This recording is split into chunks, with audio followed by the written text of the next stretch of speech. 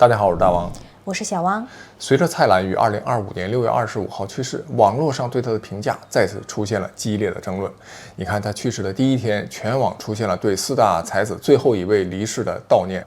第二天，网络上就出现了对于蔡澜是否值得四大才子之一的称号的争议。第三天就开始质疑他的人品和私德问题。有人认为他是潇洒的才子，羡慕他放荡不羁的生活方式；也有人质疑他的才华水平，认为他是四大才子中最名不副实的一位。更重要的是，陈宝莲事件等道德争议让他的形象蒙上了一层阴影。今天我们就来聊聊蔡澜这位被称为当代韦小宝的复杂人物。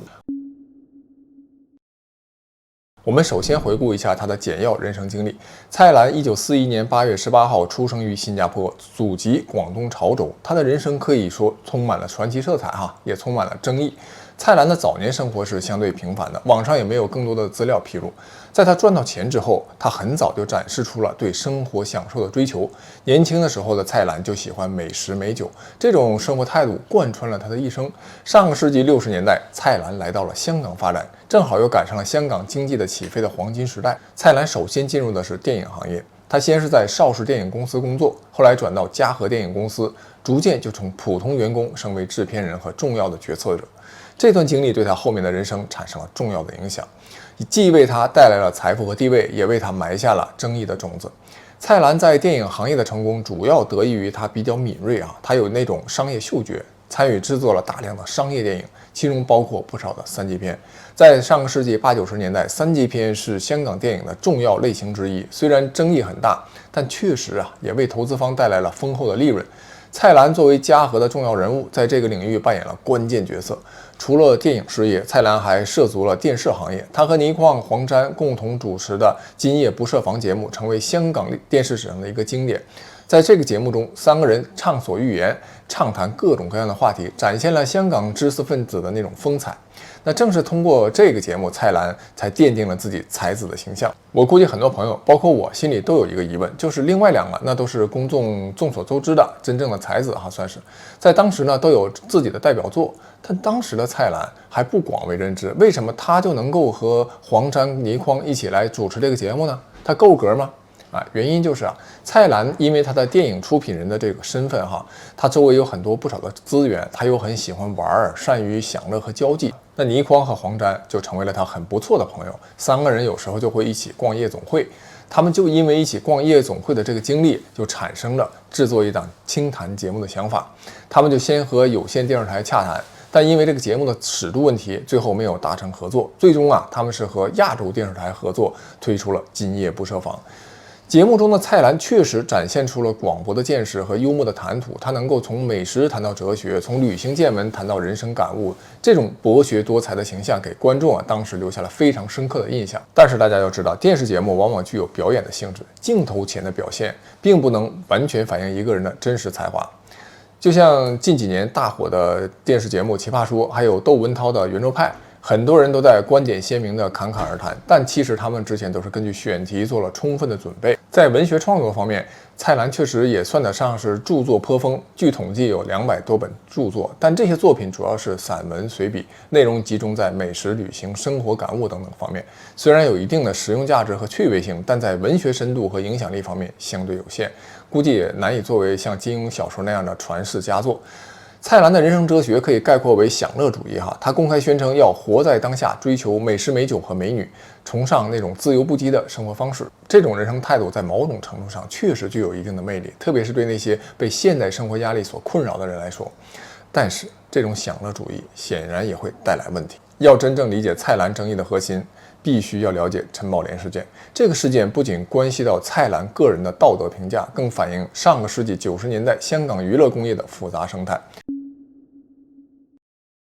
陈宝莲1973年出生，他的家庭背景极其复杂和不幸。陈宝莲的母亲沉迷赌博，欠下了巨额的赌债。为了还债这位母亲从陈宝莲15岁的时候就开始让他拍摄限制级杂志来赚钱。可以想象，对于一个刚刚进入青春期的女孩来说，这样的经历会造成多大的心理伤害那17岁的时候，陈宝莲被母亲安排参加亚洲小姐的竞选，这位母亲就希望女儿能够一选成名，从而赚取更多的金钱来帮她来偿还赌债。这样的家庭环境就造就了陈宝莲对于成名和金钱的强烈渴望，同时也让她在面对诱惑和陷阱的时候缺乏足够的判断力和自我保护的能力。陈宝莲本以为参加选秀、签约影视公司是通往明星梦的正道，却不知道等待她的是一条充满了陷阱的不归路。她的遭遇反映了那个时代年轻女性在娱乐工业中所面临的困境，也揭示了商业利益和人性尊严之间的尖锐冲突。那个年代，人们对于个体的尊重那个意识是不够的，赚钱是很多人最大的目标。在1992年的时候，改变陈宝莲人生轨迹的关键事件发生了。一部名为《聊斋三集之灯草和尚》的3级片开始筹拍，19岁的陈宝莲成为了女主角。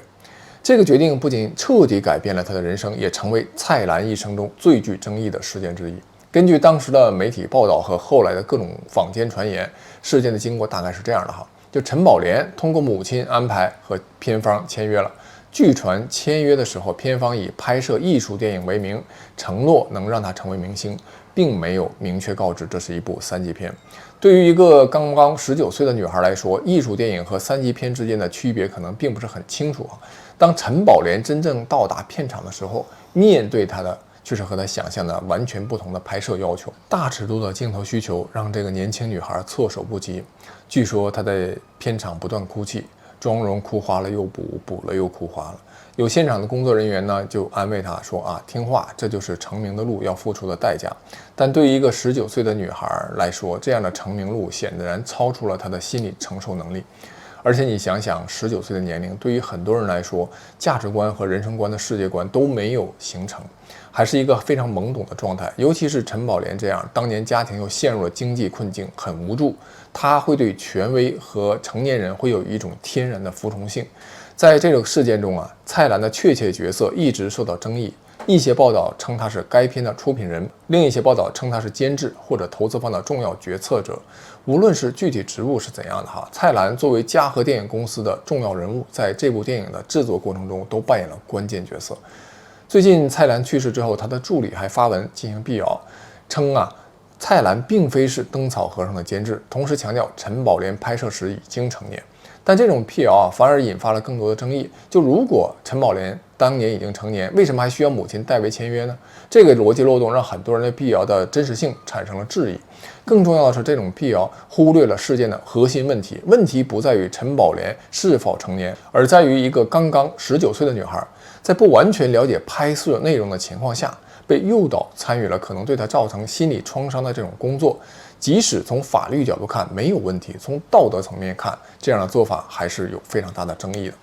灯草和尚的拍摄经历成为陈宝莲人生的重要转折点。此后，他就走上了3级片演员的道路，参演了多部类似的电影。虽然这些电影为他带来了一定的知名度和经济收入，但也让他背负了沉重的心理负担，这是毫无疑问的。即便在现在这个时代，3级片演员也会往往被社会所歧视，很难转型到主流影视圈。只有舒淇是万中无一的幸运儿。对，我刚刚也想提到舒淇，因为我记得舒淇她自己就说嘛，她是早年呢，她是把自己的衣服一件件脱掉，现在她是把她的衣服一件件穿回来。当然，舒淇是幸运的，因为舒淇本身她自己的演技也非常的好，所以现在也获得了很多观众的喜爱。对，但是还是有很多其他的演员就没有那么幸运了。没错，舒淇是真的非常幸运，而且她也凭借自己的实力。最后呢，也赢得了大家的尊重，他真正完全脱离了那个标签。说回陈宝莲，陈宝莲后来和富商黄仁忠开始谈恋爱，他以为找到了真爱和依靠，可以脱离3级片的这种圈子，重新开始生活。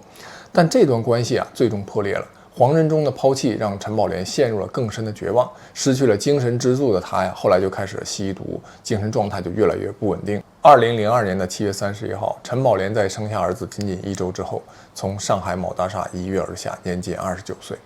陈宝莲事件在当时震惊了华语娱乐圈，也让人们开始深刻反思这个行业对年轻女性的剥削和伤害。但很可惜，当时行业没有发生更多的变化，主要是引发了对媒体报道方式的批评，呼吁媒体在报道艺人新闻的时候，应该更加尊重个人隐私，避免过度炒作和负面的渲染。香港三级片产业在2011年开始正式走向终结。当年位于佐敦关永街的关永戏院因为租金上涨80%，承受不了了，最后宣布关闭。这家影院被视为是香港最后一家专门放映三级片的影院，它的关闭标志着一个时代的落幕。现在香港的电影分级制度仍然保留三级分类，但自2011年之后，三级片的制作数量就开始逐渐大幅减少，市场需求是显著下降。不过，香港三级片的没落并不是因为人们道德水平提高不看这类影片了，而是因为互联网的发展使得观众获取成人内容的途径更加多样便捷，而且内容更加直接。传统的三级片的吸引力早已经不在了。陈宝莲的一生有多重因素，包括不幸的家庭背景、个人的选择、复杂的情感关系以及整个社会环境的问题。蔡澜在其中所起到的作用，也成为他一生中最大的争议焦点。我后面也会谈谈我的看法。了解了蔡澜的生平和陈宝莲事件的复杂背景之后，我们再来看看网络上的评论的分化现象。支持蔡澜的人群主要被他塑造的潇洒才子形象所吸引。在快节奏、高压力的现代社会中，蔡澜倡导的享乐主义生活方式确实具有一定的吸引力。他对美食、美酒、旅行的追求，体现了一种活在当下的人生哲学。这对于那些被工作压力、生活琐事所困扰的人来说，这种生活态度确实令人向往。尤其是现在越来越卷的这个年代这种方式就让那些想抽离的人尤为羡慕。在《今夜不设防》等电视节目中，蔡澜又展示出了幽默的谈吐和广博的见识给观众留下了算是比较深的印象。他能够侃侃而谈各种话题，从美食文化到人生哲学，从旅行见闻到文化感悟，这种博学多才的形象确实具有一定的魅力。支持者就认为蔡澜代表了一种自由不羁的生活方式。在传统道德束缚较多的华人社会中，这种反叛精神具有一定的价值。他们认为蔡澜就是他们的嘴替，甚至是身替敢于追求自己想要的生活，不被世俗偏见束缚。正所谓跳出三界外，不在五行中。那在华人世界中有一些这样的特例，会让华人的世界更加丰富多彩。就算他是个像韦小宝那样的混子，也值得津津乐道。那质疑蔡澜的人则是分析他的实际贡献和他的才气的大名不符。他的质疑呢，主要被集中在四大才子这个称号的含金量上。咱们先来做个客观的比较分析你看金庸先生那文学成就是毋庸置疑的，《射雕英雄传》、《神雕侠侣》、《天龙八部》、《笑傲江湖》、《鹿鼎记》等等这些作品，不仅在华语世界影响深远，甚至被翻译成多种语言，具有跨文化的影响力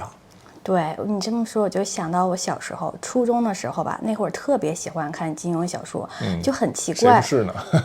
不，但是因为女孩一般都喜欢看琼瑶但是我就很奇怪，我不喜欢看琼瑶，我特别喜欢看金庸。然后那会儿真的是看得废寝忘食就经常晚上，然后初中暑假嘛，晚上看到半夜，然后有的时候半夜还起来看，我妈都不知道，甚至。然后你看那个金庸，飞天连雪射白鹿，笑书神侠倚碧鸳，我全都看完了。飞雪连天射白鹿，笑书神侠倚碧鸳。反正我飞天连雪，我觉得也挺顺口的。然后里面我其实最喜欢的一部就是《射雕英雄传》，其次呢是《神雕侠侣》，还有《鹿鼎记》，我确实也很喜欢韦小宝的这种快意人生但是我觉得在你刚才说的这两类里面，就是一类呢是羡慕蔡澜派，一类呢是抵制蔡澜派。除了这两类之外还有第三类，就是像我这样的年轻一代，确实对蔡澜不太了解，所以大家也看出来了。有人说他就是个老登吗？不是，就今天这个节目吧，我就没怎么发表评论，因为我确实就不太了解蔡澜这个人物嘛。唯一的一个就是我最近呢去图书馆给我儿子借书，然后的话呢，这边就是国外图书馆，它都有那个中文区，有的时候我就去中文区看一看嘛，觉得好奇有哪些书在国外都能。图书馆里有，就发现有好几本蔡澜的书，我就好奇这人谁我就拿了一本看一看，然后搜了一下，还挺有名的这个人。但是我确实翻了一下，怎么说呢？我觉得写的一般吧。对，所以跟金庸是没法比。你看金庸小说的文学价值是被学术界广泛认可的，许多大学都开设了金庸小说研究的课程。他创造的武侠世界和人物形象已经成为了华语文化的重要组成部分了。可以讲，金庸的那个飞雪连天射白鹿，笑书神侠倚碧鸳，除了早期的鸳鸯刀和白马啸西风连城诀等等几部作品相对简约之外，其余的11部作品在武侠世界的登峰造极，无人可比。但我今天听你之前面说蔡澜的那些生活状态哈，还有他的这个人生观、价值观啊、生活作风，我感觉其实跟现在的李诞有点像，但是李诞比他好一点的是，没有说那种特别花天酒地的去玩弄生活吧。因为我觉得李诞他特别了解现在的这个商业的生态，就是他如果把自己表现得像蔡澜那样的话，他接不到广告了。他在13节目里面就谈到过这个问题，就有些话他是不敢讲的但他的那种怎么说，就是有点好像快意人生的那个状态，有点像的。还有对待那个生活呀，然后他不老说嘛，人生嘛，活着嘛，快乐最重要。对你说到这儿，我想起13节目有一期就是李诞和许知远对谈的时候，然后李诞就问了许知远一个问题。说是你觉得你最后你想在什么状态下就是挂了？然后你猜那个许知远怎么说的哈？但我不知道你猜了，你可能猜不到。许知远说的是就挂在女人身上。许知远会这么说？对，我就换了他那个词儿啊，他反正就是那挂在女人身上。然后这个李诞说大概意思就是李诞回应。我虽然也是可能是这么想的，但是我永远不会说这样的话，因为这样的话就接不到广告了，就金主就抛弃他了，相应社会不允许他现在以这种人生态度和语言来表达。我们再说说倪匡哈，倪匡的贡献主要在科幻和推理小说的领域。虽然卫斯理系列属于通俗文学的范畴哈，但他的想象力是非常丰富的，科幻元素非常独特，在华语的这个科幻小说史上也占有一定的重要地位。那倪匡创造的卫斯理这个角色已经成为了华语文学的经典形象之一，具有稳定而忠实的读者群体，不仅娱乐性比较强，还有一定的这个思想深度。那黄沾的情况就比较特殊啊，确实就有人就质疑他的音乐技法，认为他的作品多采用简单的5音阶，变化相对单一，缺乏复杂的这种和声编排，属于口水歌的水平哈。对，你听听，真的是，就是他那个就反反复复，大概就是那么一个调子。这我真没听过，我还年轻。但是这黄沾的社会影响力啊是不容否认的。你像沧海一声笑，这个听过。上海滩，是的，我的中国心，但是听过。对，狮子山下我也没怎么听过，但什么世间始终你好啊等等作品，不仅传唱度很高，更具有重要的时代意义和文化价值。特别是狮子山下，几乎成为了香港精神的象征。我的中国心啊，则是表达了海外华人的家国情怀。相比之下，这蔡澜虽然著书200多本，但绝大多数都是散文随笔，内容主要是美食、旅行、生活感悟等等哈。这些作品虽然有一定的实用价值和趣味性，但文学深度和社会影响力那差太多了。就好像一个人写了几年的微博，把他的生活中的所感所悟都记录在上面，几年之后，他把这些微博挑精华的部分，然后集结出册，出一本书，那就是蔡澜那种书的感觉啊。对，我那天翻他的书，还真就这种感觉，然后真的一点说想再仔细看看的欲望都没有。所以很少有读者能说出蔡澜的具体的代表作的名称，我是对此一无所知啊。这本身其实也算是一个问题。就说明蔡澜他可能真的是名不副实。一个真正的文学才子应该是因为作品而闻名，而不是因为电视节目。那蔡澜的知名度其实主要就来自《今夜不设防》这样的电视节目和各种美食节目。这种现象其实就反映了他真实成就上的不足。他确实可以被称为是一个名人，就像很多国外也有一些烹饪节目也都很有名，这些主持人是吧？但这种名气就更像一个生活家或者电视名人，不是严格意义上的什么4大才子，还有文学家或者思想家哈。甚至美食家这个称号，很多人都在质疑，就有不少人吐槽蔡澜推荐的餐厅和菜品是又贵又难吃。所以蔡澜面临的不仅仅是才华的质疑，他其实更严重的是道德的争议。陈宝莲事件给他的公众形象造成了严重而持久的影响。即便从法律角度无法认定他的直接责任，但从道德层面上来看，这件事儿暴露了蔡澜在商业利益面前缺乏对弱势群体的保护。从法律角度来讲，蔡澜确实没有直接责任，但从道德层面来看，他缺乏对弱势群体的保护意识。他面对弱者的时候是一种冷漠甚至盘剥的态度。蔡澜在各种场合发表的一些言论，固然脱离不了他所在那个粗粝的时代的背景，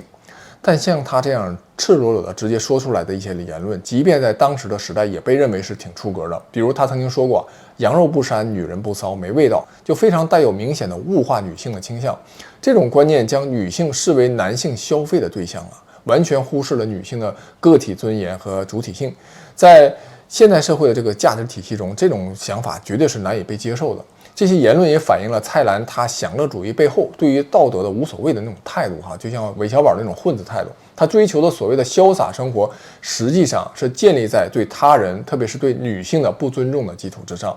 这种价值观念确实是过时而且有害的。我觉得蔡澜之所以后来转向美食啊，也是因为社会是不会允许他对于女性过于物化。如果可以选择，蔡澜大概率会选择成为一位美女学家，而不是美食家。即便他做美食节目，也经常会以品尝当地的美食为由头，带着各色的美女或者明星去旅行。根据蔡澜在许知远的节目《13邀》中他自己讲，他曾经交往过61位女朋友啊。虽然他没有讲是不是在其中有一些出轨，但大概率会有在婚姻期间的一些跟其他女性的交往。